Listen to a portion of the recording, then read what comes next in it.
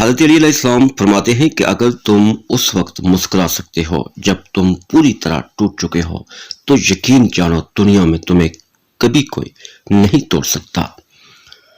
جو تمہاری خاموشی سے تمہاری تکلیف کا اندازہ نہ کر سکے اس کے سامنے زبان سے اظہار کرنا صرف لفظوں کو ضائع کرنا ہے۔ جانور میں خواہش اور فرشتے میں عقل ہوتی ہے مگر انسان میں دونوں ہوتی ہیں۔ اگر وہ عقل دبا لے تو جانور اور اگر خواہش کو دبا لے تو فرشتہ۔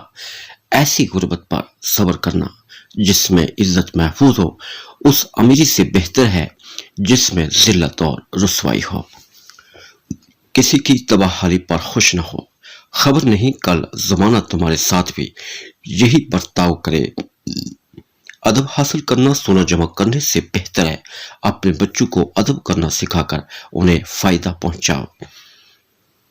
اپنی زبان کی تیزی اس ماں پر مت چلاؤ جس نے تمہیں بولنا سکھایا۔